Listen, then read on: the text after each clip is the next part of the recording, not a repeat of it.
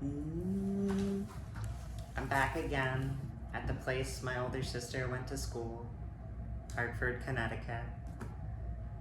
Today we're still reading at the cafe, Conversations on Anarchism by Errico, Malatesta. And we're on 10. Ambrosio, I have reflected on what you have been telling me during these conversations of ours, and I give up the debate. Not because I admit defeat, but, in a word, you have your arguments, and the future may well be with you. I am, in the meantime, a magistrate, and as long as there is a law, I must respect it and ensure that it is respected. You understand. Giorgio, oh, I understand very well. Go if you like. It will be up to us to abolish the law, and so free you from the obligation to act against your conscience. Ambrosio, easy, I didn't say that, but never mind. I would like a few other explanations from you. We could perhaps come to an understanding on the questions regarding the property regime and the political organization of society. After all, they are historical formations that have changed many times and possibly will change again. But there are some sacred institutions, some profound emotions of the human heart that you continually offend: the family, the fatherland. For instance, you want to put everything in common. Naturally, you'll put even women in common and thus make a great seraglio? I don't know what that is. Isn't this so? Giorgio, listen.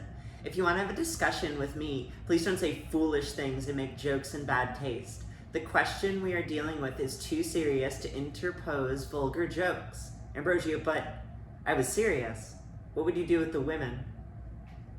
Very early 1900s view of women as property, huh? Giorgio, then so much the worse for you, because it is really strange that you don't understand the absurdity of what you have just said. Put women in common. Why don't you say that we want to put men in common? The only explanation for this idea of yours is that you, through ingrained habit, consider woman as an inferior being made and placed on this world to serve as a domestic animal and as an instrument of pleasure for the male sex. And so you speak of her as if she were a thing, and imagine that we must assign her the same destiny as we assign to things. But we who consider woman as a human being equal to ourselves, who should enjoy all the rights and all the resources enjoyed by, or that ought to be enjoyed by the male sex, find the question, what will you do with women, empty of meaning. Ask instead, what will the women do? And I will answer, they'll do what they want to do. And since they have the same need as men in society, it is certain that they will want to come to agreements with their fellow creatures, men and women, in order to satisfy their needs to the best advantage for themselves and everybody else. Based. Ambrosio, I see, you consider women as equal to men, yet many scientists examining the anatomical structure and physiological functions of the female body maintain that woman is naturally inferior to man. Giorgio, yes, of course. Whatever needs to be maintained, there's always a scientist willing to maintain it. Yet there are some scientists that maintain the inferiority of women, as there are others that, on the contrary, maintain that the understanding of women and their capacity for development are equal to that of men. And if today women generally appear to have less capacity than men, this is due to the education they have received and the environment in which they live. If you search carefully, you'll even find some scientists, or at least women scientists, that assert that man is an inferior being, destined to liberate women from material toil and leave them free to develop their talents in an unlimited way. I believe that this view has been asserted in America. I've never heard that, but alright. But who cares? This is not about resolving a scientific problem, but about realizing a vow, a human ideal. Give to women all the means and the liberty to develop, and what will come will come. If women are equal to men, or if they are more and less intelligent, it will show in practice, and even science will be advantaged, as it will have some positive data upon which to base its inductions. This is the same exact logic that racism was both invented and then peddled further on. Was we'll use the auspices of institutionalized science to justify oppression. Ambrosio, so you don't take into consideration the faculties with which individuals are endowed? Giorgio, not in the sense that these should create special rights. In nature, you'll not find two equal individuals, but we claim social equality for all. In other words, the same resources, the same opportunities. And we think that this equality not only corresponds to the feelings of justice and fraternity that have developed in humanity, but works to the benefit of all, whether they are strong or weak. Even among men, among males, there are some who are more and others who are less intelligent, but this does not mean that one should have more rights than the other. There is some that hold blondes are more gifted than brunettes, or vice versa, that races with oblong skulls are superior to those with broad skulls, or vice versa, and the issue, if it is based on real facts, is certainly interesting for science. But given the current state of feelings and human ideals, it would be absurd to pretend that blondes and dolichocephalic should command the browns and the brachycephalic, or the other way around. I think he's referring to skulls. Don't you think so? Ambrosio, all right, but let's look at the question of the family. Do you want to abolish it or organize it on another basis? Giorgio, look, as far as family is concerned, we need to consider the economic relations, the sexual relations, and the relations between parents and children. Insofar as the family is an economic institution, it is clear that once individual property is abolished and as a consequence inheritance, it has no more reason to exist and will de facto disappear. In this sense, however, the family is already abolished for the great majority of the population, which is composed of proletarians.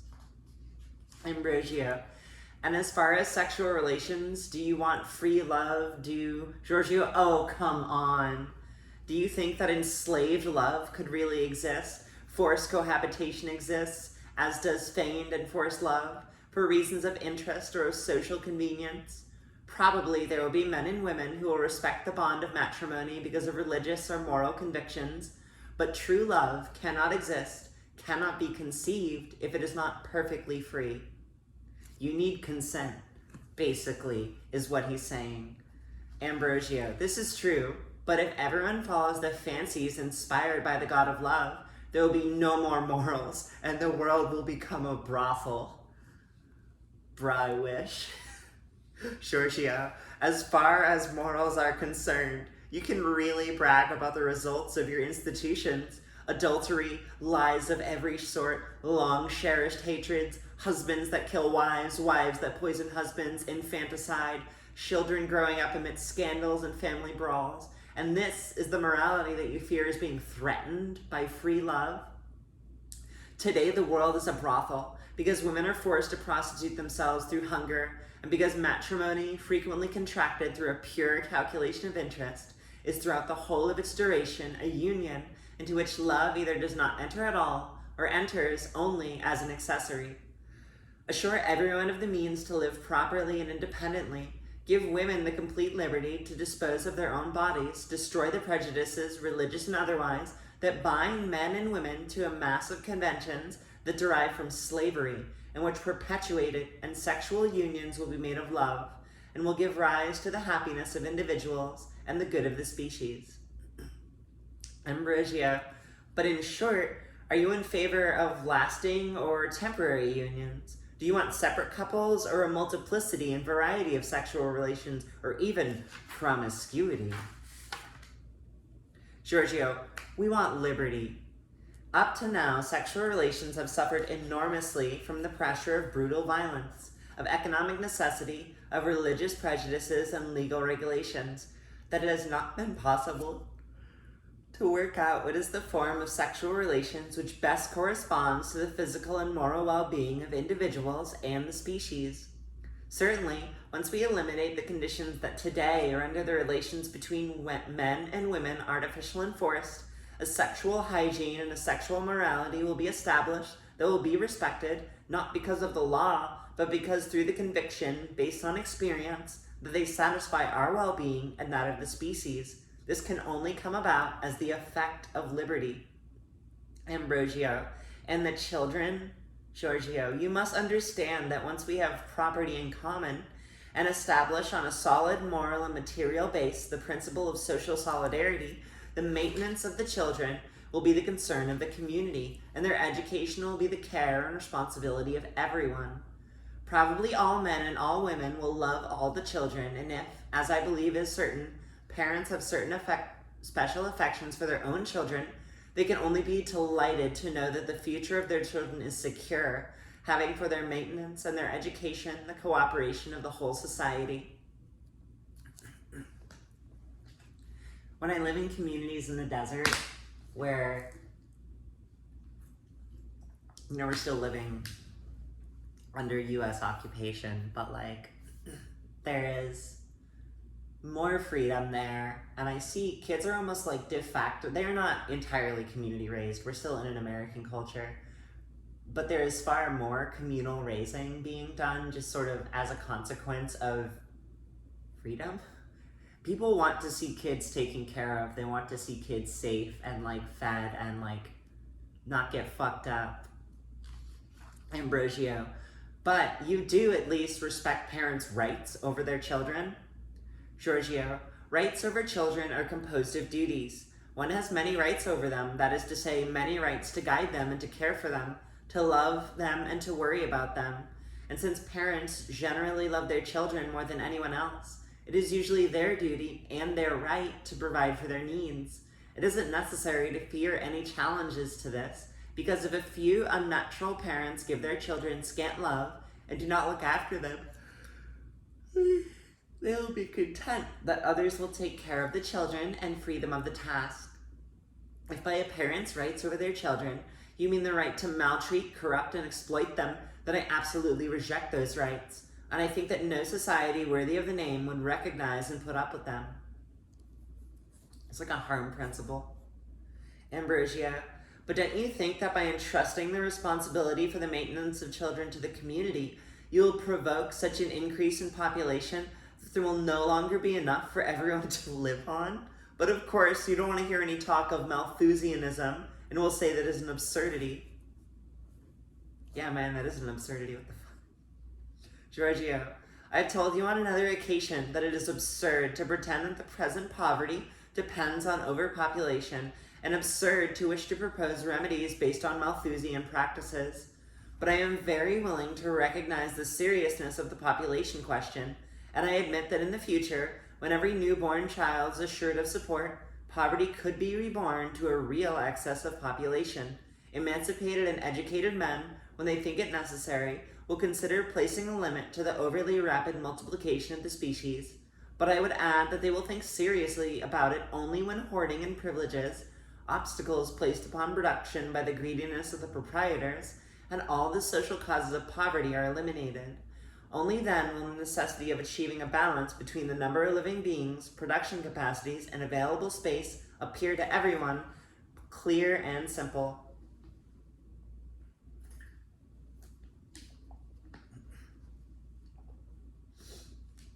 Most of the time I feel like overpopulation rhetoric is just kind of a dog whistle for eugenics. It's not completely insane that trying to make 12 million people live in a 2 square mile radius in the southwest of currently called America. Yeah, you can't, there's not enough resources to support that population. So I feel like he's being reasonable in addressing that. But I don't think it's a point we really need to take that seriously in general, especially with ever advancing technology and global connection. Ambrosio, and if people don't want to think about it, Giorgio, well then, all the worse for them. You don't want to understand, there is no providence, whether divine or natural, that looks after the well-being of humanity. People have to procure their own well-being, doing what they think is useful and necessary to reach this goal. You always say, but what if they don't want to? In this case, they will achieve nothing and will always remain at the mercy of the blind forces that surround them. So it is today. People don't know what to do to become free, or if they know, don't want to do what needs to be done to liberate themselves, and thus they remain slaves. But we hope that sooner than you might think, they will know what to do and be capable of doing it. Then they will be free. Man, I'm still waiting.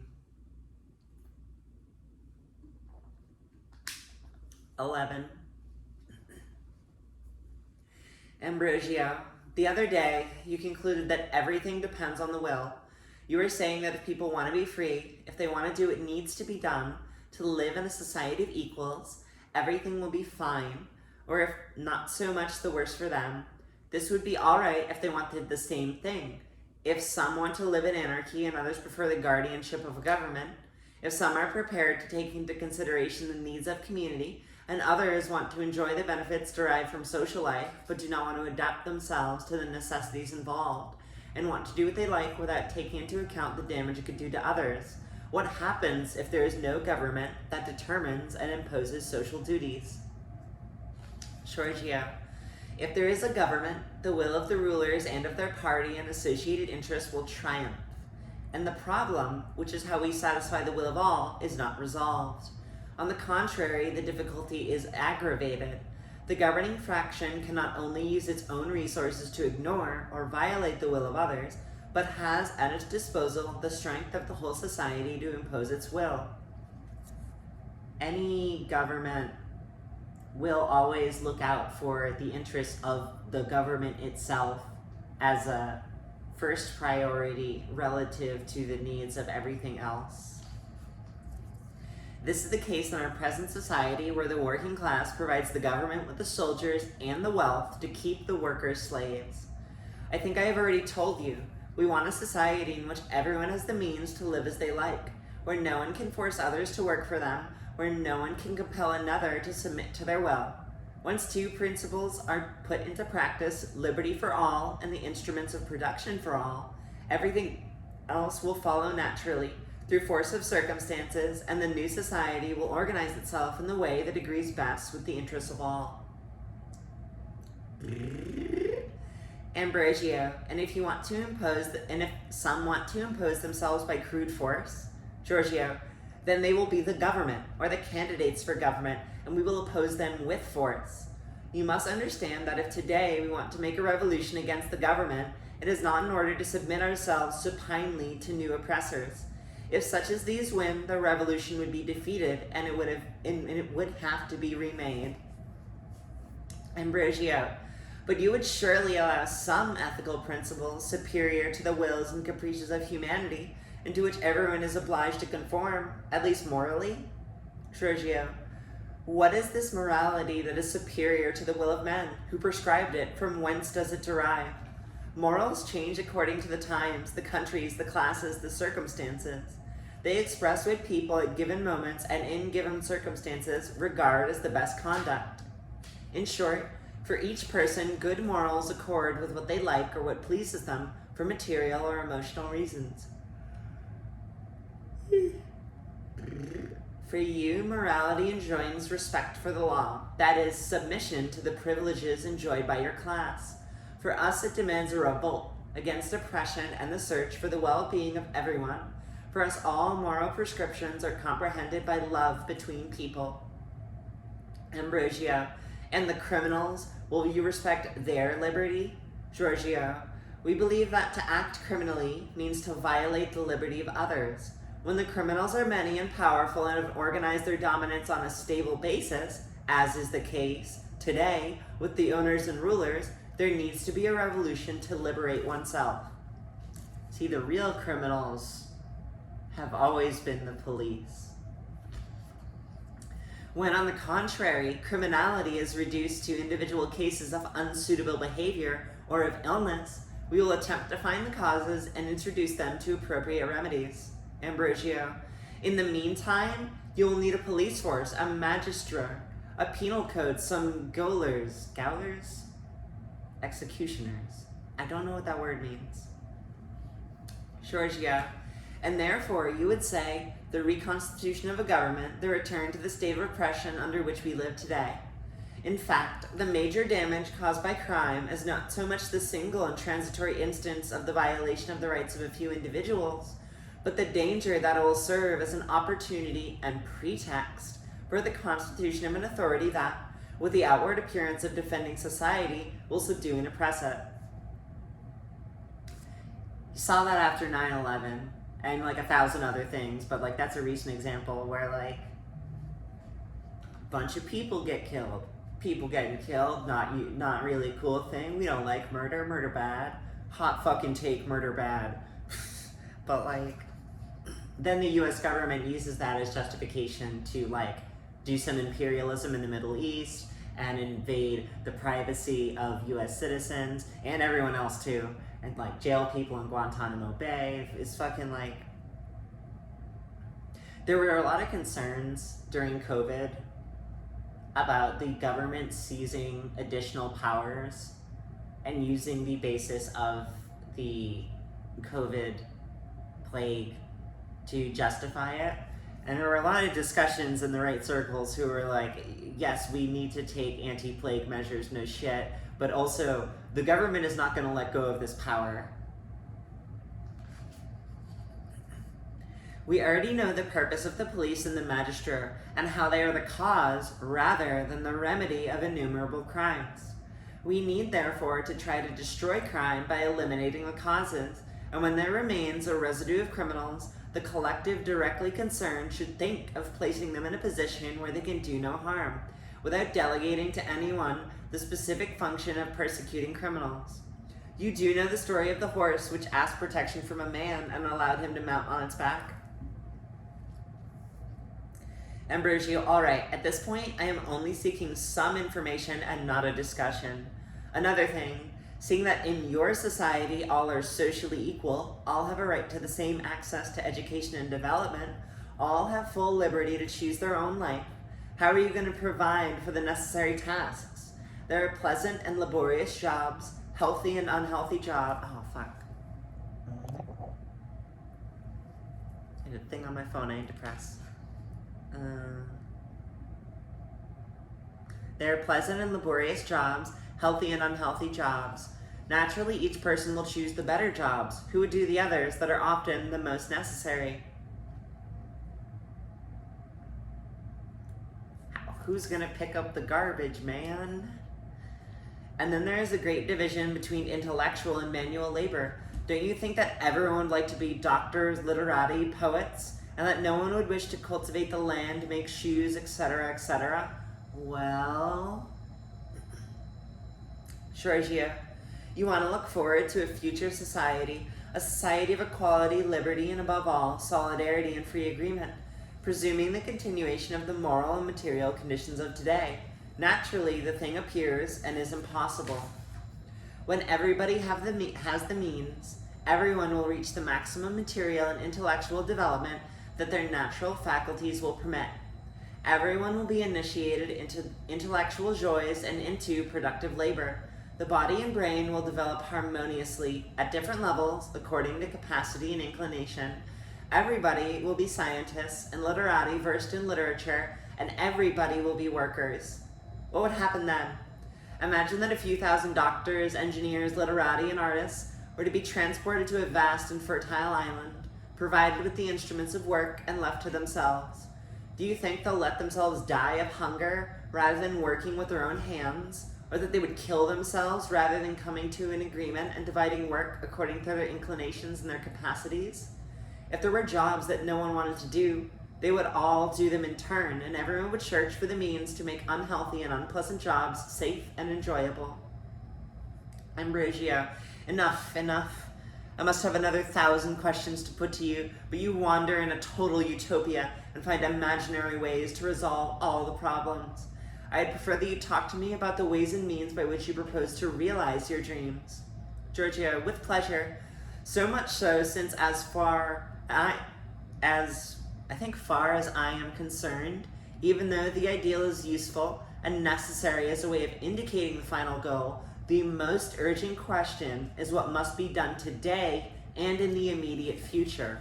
We'll talk about it next time.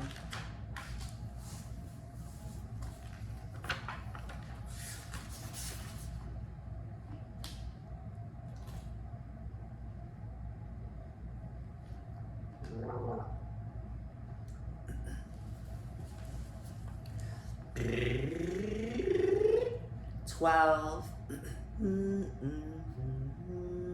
12. Ambrosio, so tonight you will talk to us about the means by which you propose to attain your ideals, to create anarchism. I can already imagine There will be bombs, massacres, summary executions, and then plunder, arson, and similar niceties. There's nothing for me to plunder in sight. Giorgio, you, my dear sir, have simply come to the wrong person. You must have thought you were talking to some official or other who commands European soldiers. You must have thought you were talking to the President of the United States. When they go to civilize Africa or Asia, and when they civilize each other back home, that's not my style. Please believe me. Césaire, I think, my dear sir, that our friend, who has at last shown that he is a reasonable young man, although too much of a dreamer, awaits the triumph of ideas through the natural evolution of society, the spread of education, the progress of science, the development of production. And after all, there's nothing wrong with that. And if anarchism has to come, it will come. And it is useless to rack our brains to avoid the inevitable, but then it's so far away. Let's live in peace. It's like an academic fucking Marxist take. The revolution will come eventually, and until then, I'll do fuck all. Giorgio, indeed. Would that not be a good reason for you to indulge yourself? But no, Senor Césaire.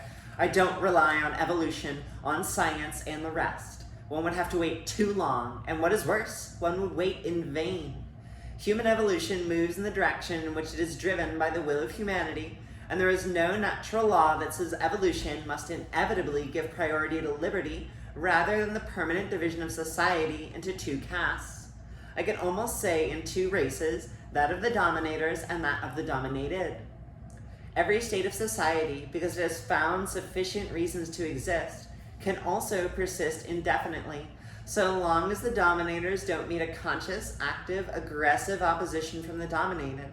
The factors of a disintegration and spontaneous death which exist in every regime, even when there are compensatory factors of reconstruction and vitality to act as antidotes, can always be neutralized by the skill of whoever disposes of the force of society and directs it as they wish. I could demonstrate to you, if I wasn't afraid of taking too much time, how the bourgeoisie are protecting themselves from those natural tendencies from which certain socialists were expecting their imminent death. Science is a potent weapon that can be used equally for good and for evil, and since in the current conditions of inequality, it is more accessible to the privileged than to the oppressed, it is more useful to the former than the latter.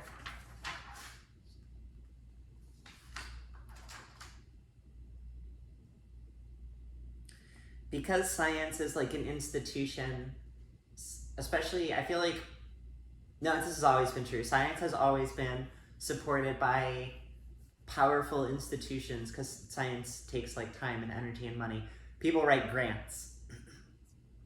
And so who's funding the science? You know, corporations, governments, and what kind of science are they funding? How do I make a bomb go down a tube really fast and blow up a wedding? That's the kind of science they're doing. Science used for evil. Man.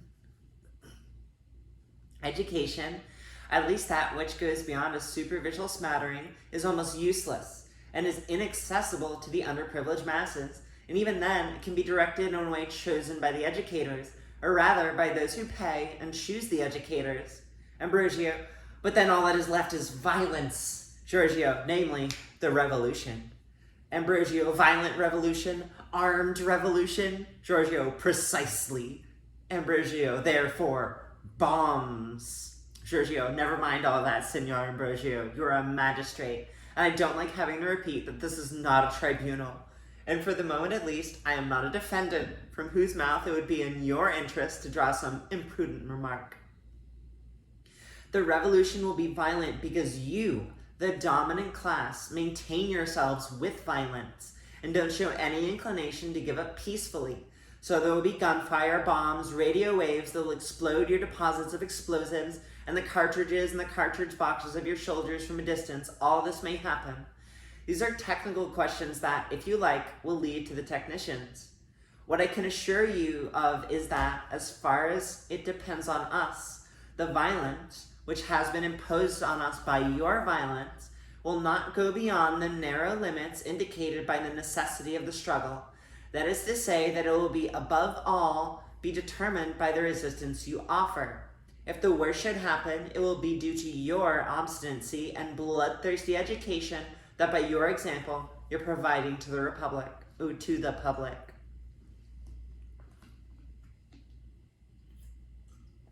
Because I mean, yeah, you know, if tomorrow Elon Musk and Jeff Bezos and Biden and all of them were just like, we've decided to abdicate power, well, then there'd be no need for a violent revolution.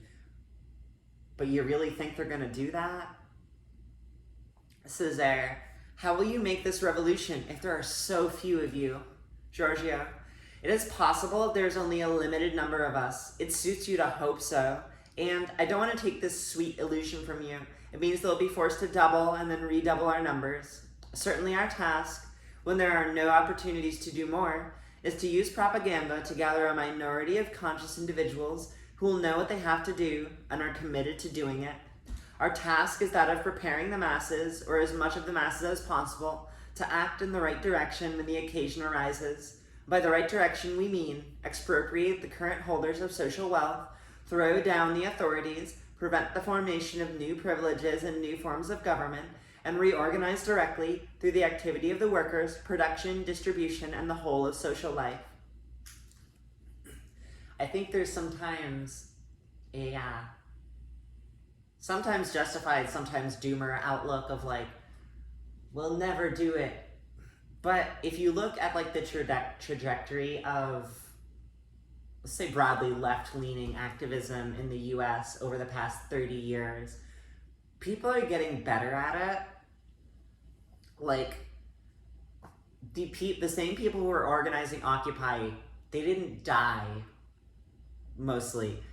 People kept organizing, and people part of that movement gained skills and went on to continue organizing.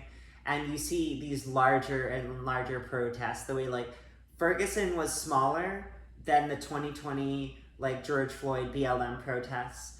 People are getting better and more people are getting out. I kind of oscillate on how many of those people are dedicated. But I feel like there's more people than sometimes the doomers want us to believe.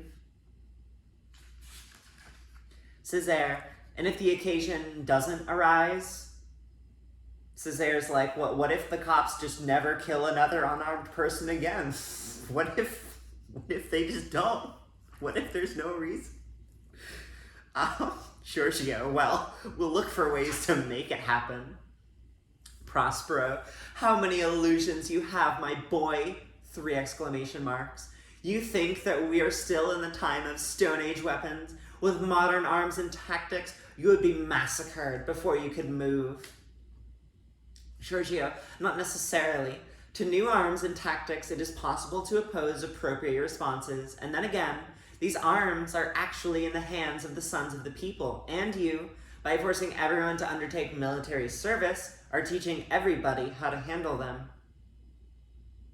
You know, if you're a citizen of the nation-state of Israel, they've taught you how to be a combatant. You have the skills already, friend. Oh, you cannot imagine how really helpless you'll be on the day a sufficient number rebel. It is we, the proletariat, the oppressed class, who are the electricians and gas fitters, we who drive the locomotives. It is we who make the explosives and shape the mines. It is we who drive automobiles and aeroplanes. It is we who are the soldiers. It is we, unfortunately, that defend you against ourselves. You only survive because of the unwitting agreement of your victims. Be careful of awakening their consciousness. And then you know, among anarchists, everybody governs their own actions, and your police force is used to looking everywhere except where the real danger is. But I don't intend to give you a course in insurrectionary technique. This is a matter that does not concern you. Good evening. You see this vindicated basically by like the development and progression of like guerrilla warfare over the last 100 years. And that like as well as like the US's inability to establish any kind of authoritarian, strong government in the Middle East because like a farm kid with an 80-year-old rifle can fuck with the hierarchical military institutions of the US just by firing a few pot shots at your wall.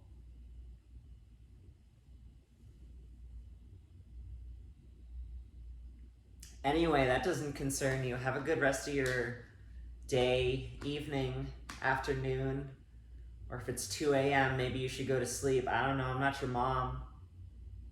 Yet. Peace.